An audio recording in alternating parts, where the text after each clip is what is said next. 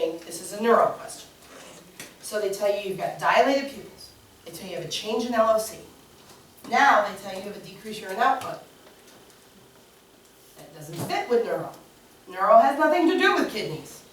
But it does when the ICP pushes on the posterior pituitary, and then the posterior pituitary releases too much antidiuretic hormone.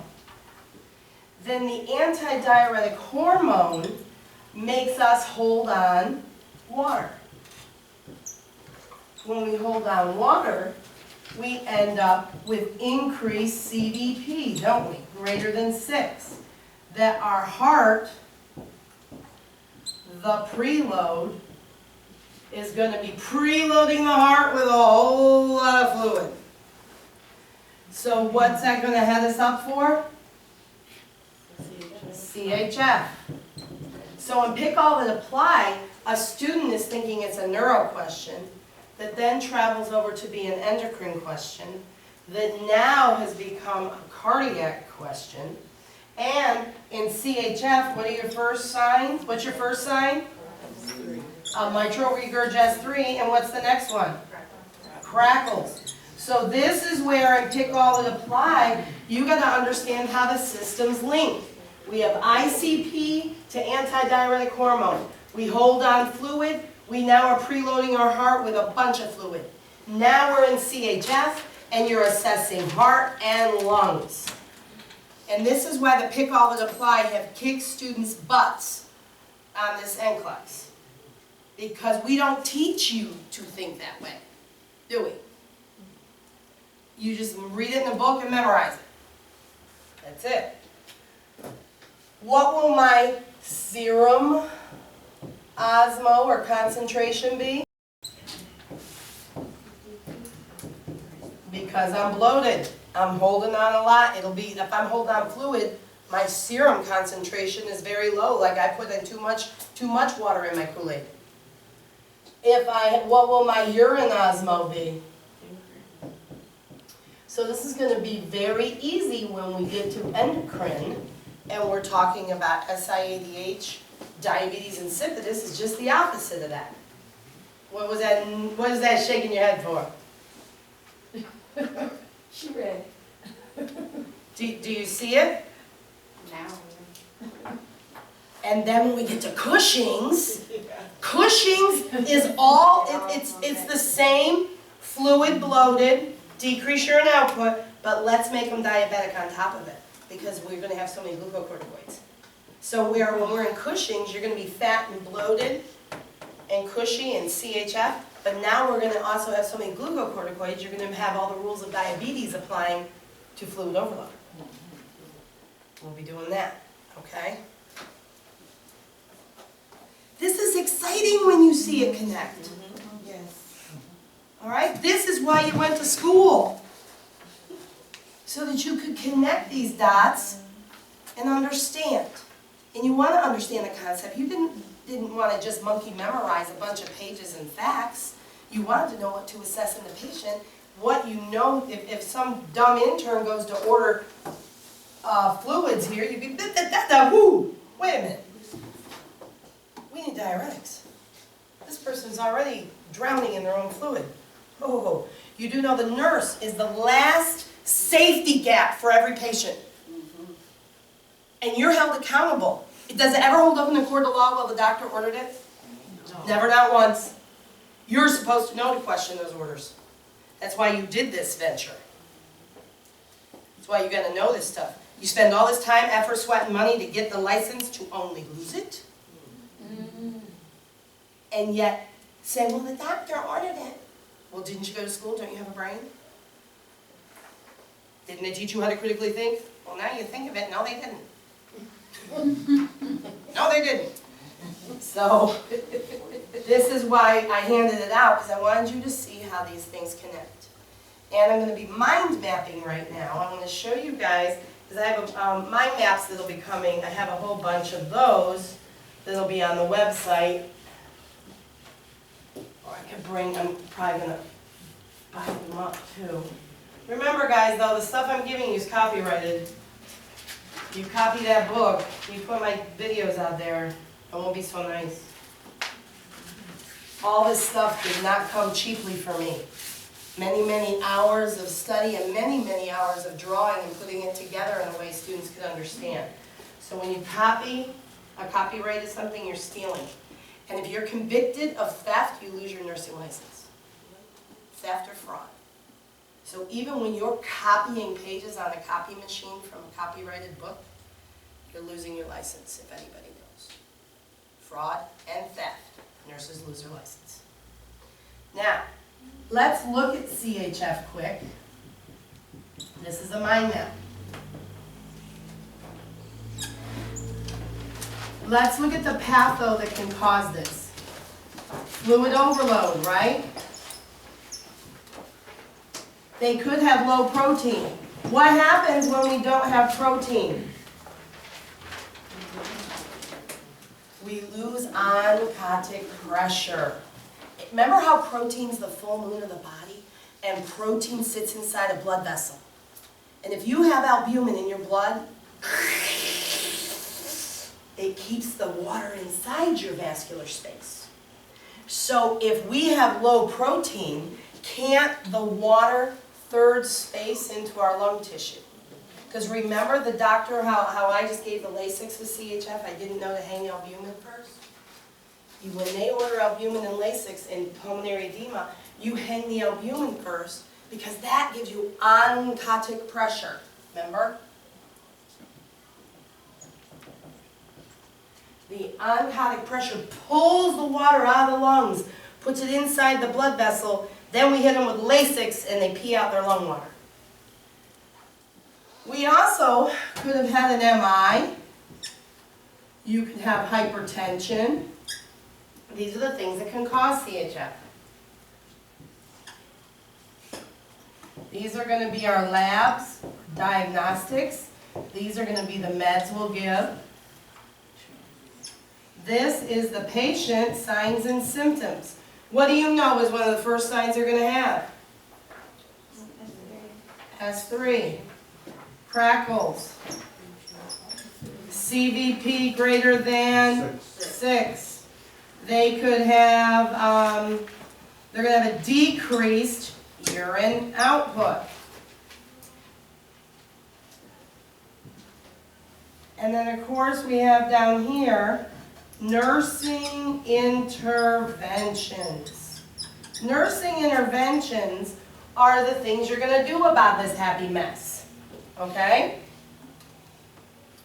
Now the medications we're going to, first thing, they'll do a chest x-ray. You should only see on chest x-ray white bones, black air. Because air doesn't have substance. There are 3 times that you'll see what they call a whiteout or infiltrates in your lungs. That is if you have fluid in there. If you have tumors, it could be a tumor. Or if you have mucus from like pneumonia. So those 3 things could make it look like a whiteout on an x-ray. Oh, no. Oh, I should have hit longer than 10 minutes. Remind me so I can put 4 hours. All right. Now, and I shut it down last night too. I should have done it. All right. Now, medications. What's one of the first things you want on board with someone with left side heart failure? Diuretic, man. And I'm not going to say Lasix because we don't know. Maybe their potassium's low and they want to do potassium sparing like aldactone. Maybe they want to do a thiazide. If they want to do a potassium sparing diuretic, where does that work? Potassium sparing? In the second part of the... You have a Bowman's capsule, Bowman's proximal tubule, loop of Henle, distal tubule, and distal. collecting And duct. the distal.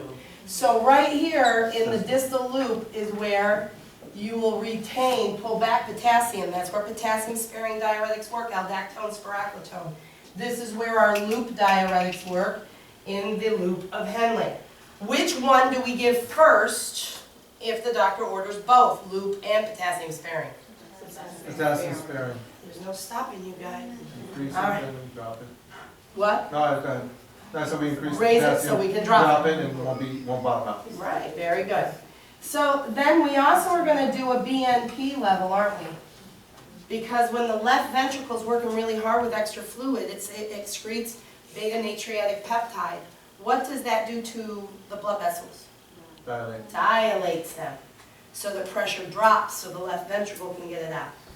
We also are going to be doing a CBC, an ABG, because we're having oxygenation issues. So we want to see how many red blood cells do we have to carry oxygen, and we want to see where we are with our oxygenation status. We're going to give diuretics. We will give a positive inotropic med. So we need to discuss dromotrope, chronotrope, and inotrope. Do you guys remember that from pharmacology? I tried to block it out, Mrs. Lane. I tried to block it out. But they will tell you that. They'll say, you would anticipate the doctor to order, and they're not going to give you the name of a drug, they'll give you the classification. A positive inotropic med. So let's go over that concept. We talked about depolarization, right? All our electrolytes have to be in balance to have a cell depolarize, and that's down your nerves, that's in your heart, it's in my mouth today because I'm yapping. This is depolarizing. So depolarization equals dromotrope. Means electricity. Depolarization is electricity, isn't it? Because all those electrolytes, why do they call them electrolytes? They have charges, negative and positive. They are electricity. So in order for anything to depolarize, we have to have our electricity in balance so that now the nerves get shocked and they move and depolarize. So dromotrope means depolarization electricity. Chronotrope means heart rate.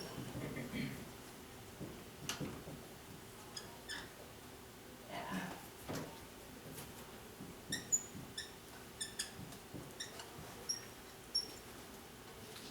Can you have, oh, what is it? Yeah, that was just. No, Mrs. Lane, chronotrope. Think of things like chronological time or numbers. So, can we have a heart rate if it doesn't depolarize? So these two always go together. If I give you DIG, what does it do to your heart rate?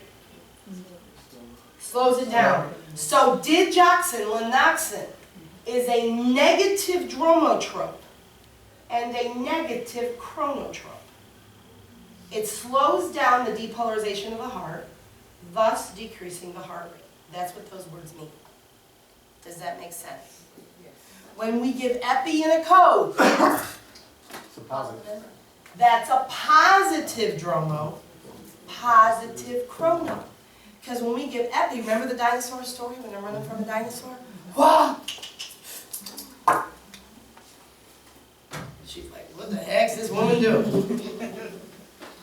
She came in to kind of get a little revamp on electrolytes, and that's why I was reminding us of them. So dromotrope activity and chronotrope go together. But inotrope is always different.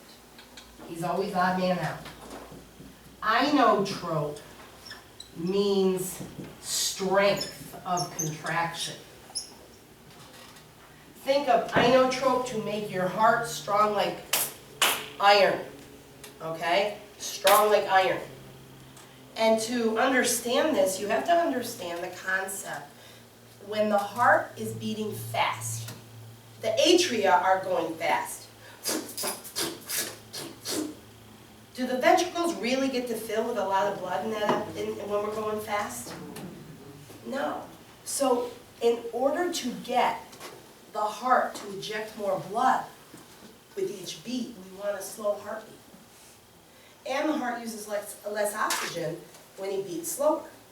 And if you have a sick heart, or you've had an MI, you don't want the heart rate to be high. Because then it's going to need more oxygen, and you could have another heart attack. You could extend an MI. So we give you, in here, we would want to give you digoxin. We would want to give maybe a beta blocker, a calcium channel blocker, or dobutamine. Dobutamine IV is Dobutrex. These are drugs that slow down electricity and slow down the heartbeat. So now the heart goes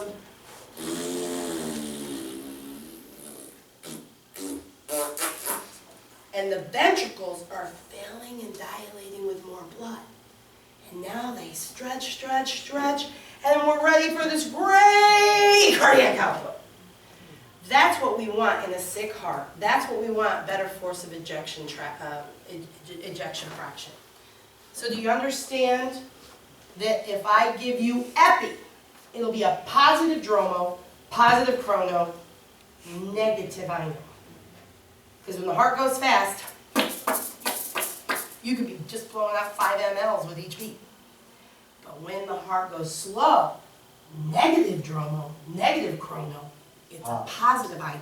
Because now he's getting full of blood, just like he's stretching that rubber band. Further, further. Because that's exactly what this is. I do have this on the Cardiac 1 disc and the Farm 1 disc, if you feel you need to hear this again. Alright? But it is in your Farm book. Yeah. What is the other, inotrope besides digoxin? Dig, beta blockers, calcium channel blockers, dobutamine, or Dobutrex. So all of them together? All of those, any of those, a doc could order in this situation. Are an inotrope? Any of these are positive inotropes. Any of these will make your heart have a better, stronger force of contraction. So that we're ejecting the blood out and it's not backing up into our lungs and giving us pulmonary edema. All right? And then the other drugs we want to give, I'll have to add up here, are nitro. Because remember, isn't the blood having a hard time getting out of the left ventricle and it's backing up in the lungs? So let's dilate things. Let's open up the vascular and let more blood out of the heart. We're going to give morphine because morphine plus nitro is not 1 and 1 is 2 in dilation. Morphine and nitro together are synergistic. It's 1 and 1 is 8. Morphine dilates, nitro dilates, but together they're woo. And then we can get more blood out of the left side of the heart. All right? So if we're giving these meds, what do you think you ought to be doing as a nurse? Checking them vital signs, baby. You better be checking those vital signs because you're slow. What are the 3 things that give us blood pressure? Fluid, heart rate, and diameter. All right. So right now, are we not removing fluid? Yes. Are we slowing down the heart rate? Yep. And are we vasodilating? Yes. So these people could bottom out on you in a New York minute. Yep. Right? So you better be picking every 15-minute vital signs, like as often as you can, because you're vasodilating, removing fluid, all the things. You also, if you know these are the signs, shouldn't you be checking heart and lung sounds? Yep. Check heart and lung sounds. If we say in CHF we have a decrease here in output, and we're giving Lasix, what should we do? INO, that's right. Daily weights. Daily weights. So we're going to be doing INO and daily weights. See, I like this because mind maps get rid of all the if, and, but, and thus. All the crap you're reading in the med-surg book, and you don't know what's important. How does it apply to you? You better be monitoring your labs. Check the labs. Because, and what I like about this, we're doing a CBC here, right? CBC gives me it's a complete blood count. It gives me white blood cells, red blood cells, platelets, all my electrolytes, and my BUN and creatinine. Because if I'm giving Lasix, diuretics up here, what is furosemide or Lasix or any diuretic? Is it nephrotoxic? Yes. All diuretics are nephrotoxic. If they're nephrotoxic, they're ototoxic. So they can cause death. So they'll give you questions that your patient is in CHF and been receiving Lasix and is complaining of or they'll say that they are in CHF, they've been in for 2 days, they are complaining that they can't hear as well. You know this is related to receiving Lasix or a diuretic for CHF. Because remember, the kidney and the ear were made from the same germ layer when you were in utero the night your dad tagged your mom and you got fertilized. Okay? And the ear and the kidney were made from the same germ layer. So, does this make sense to you guys? Yes. I'm tweaking a lot of mine to be updated to for more practice. But if you're interested, let me know. I'll be putting them on the website. I think they're an easier study tool to what you do to break them down. Especially for Mama. Yes, are, boy oh boy. Now here, with CBC, we're particularly going to check the potassium, because what are we giving? Diuretics. And I like that because you can connect the dots. I am checking my vital signs because I'm giving diuretics, slowing your heart rate down, and I'm dilating. It gives you the why in a very simple format. All right? So they won't always give you the drug. They're going to say you anticipate the doctor to order a positive inotrope because you want the force of contraction to beat more. Okay? Now we're going to start going over hypovolemic shock. We'll do hypovolemic shock and probably, I think I have what's the next one? Sepsis, I think? It is cardiogenic. Cardiogenic. Yeah. Did you guys learn about balloon pumps? All right, we'll go over. First we'll do hypovolemic. You know, water dries so much quicker than that solution. That would be like at the end of the day when you clean your whiteboard. Yeah, to make it, still keep its finish. Or maybe at lunch I'll put it on. All right.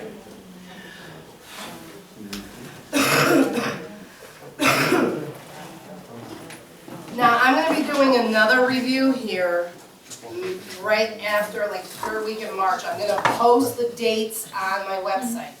So if you guys want to come back, all right? If you know friends who need help, any Suncoast person is free. As long as Lori knows they're really Suncoast. Because last time we had people from other schools crash in the door, didn't we? So I don't think I'd make it too expensive at $50 a day for this. What do you think? Not even $10 an hour I'm charging. And this is pretty in-depth. Okay? So you know anybody who wants to sit in here, I do these monthly here. It's just $50 a day is what the bare minimum my husband will allow me to charge. Because he knows I could be in the ER right now making $500 a day. Okay? PRA. The man keeps track of the money. All right? Here we have.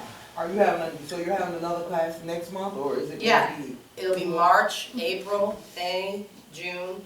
Every month I will conduct one of these on a Friday, Saturday, Sunday. I will be doing that, and you never can hear this too much.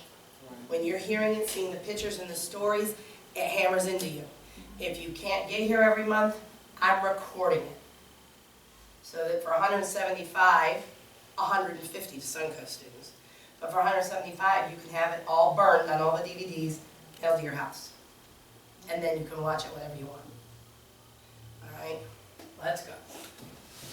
Hypovolemic shock. Didn't we say these are the only things that give us blood pressure? Dilated low blood pressure, constricted high blood pressure, a lot of fluid high blood pressure, less fluid we have low blood pressure. High heart rate, high blood pressure. Low heart rate, low blood pressure. All the shocks work on one of these 3 things to drop our blood pressure. In hypovolemic shock, what's the problem? Low volume. So our problem is we have no fluid waves. So your first interaction as a nurse, when you have standing orders, is to go ahead and establish IV and hang normal saline. Because normal saline's isotonic, it will stay in the vascular space, correct? So that's going to be part of the fix. Now, I remember calling one of the people that helps at the National Council writing questions, saying, I don't know what you guys are smoking in Chicago, but I always teach my students if somebody's bleeding out and they're in hypovolemic shock, put pressure on the bleed, then start an IV. She goes, well, in that particular case, yes, but they try to ask questions in generalities, very broad. What if you're bleeding where you can't hold pressure? GI bleed, pancreatitis that we'll get to later today, where you are bleeding, you get a Cohen sign, a Gray Turner's, you're going into hypovolemic shock. So you can't hold pressure there. And I said, well, okay. So what we do is we try to establish what you should do blanketly in hypovolemic shock. Yes? Because if you don't get an IV quickly, because then the veins get smaller and then you can't. Yep, as you're losing volume, it's very hard to get IV access. So we start with saline. Then if you can stop the bleed or put pressure on it. All right? Then we want to do volume expanders. Things that are going to go ahead and help us have volume. That could be a volume expander, could be albumin. Could be man-made Hespan or Hes starch. These are man-made colloids. Darn it, Diana. Hespan, Hes starch. The word is colloid. These are things, if you see it on the test, that act like albumin to pull water inside a blood vessel. Because what's our problem? We don't have enough water in our blood vessel. So you want, and they may even hang a hypertonic fluid a little bit to pull fluid out of the cells into the vascular space. We also will hang dopamine. Dopamine is the precursor to adrenaline, like amino acids are the precursor to protein. So dopamine will increase heart rate and cause vasoconstriction, giving us the other two pieces to giving us blood pressure we're missing. Do you see that or not? You said vasoconstriction. Yeah. Well, The colloids, is that what lactated ringers are? Or is it different? now, LR is a little different. Okay. Lactated ringers, have you noticed how we only hang it in the OR? And OB docs like it. And then the minute they come back from the OR, we take down the LR and we hang normal saline. They're like, man. So it can help with a little bit of fluid volume in the OR, but we don't leave it hanging because lactated ringers, if you have a healthy liver, LR, your liver will convert that into bicarb. And then you're going to be in alkalosis. Okay. And when we get to alkalosis today, alkalosis has two elements.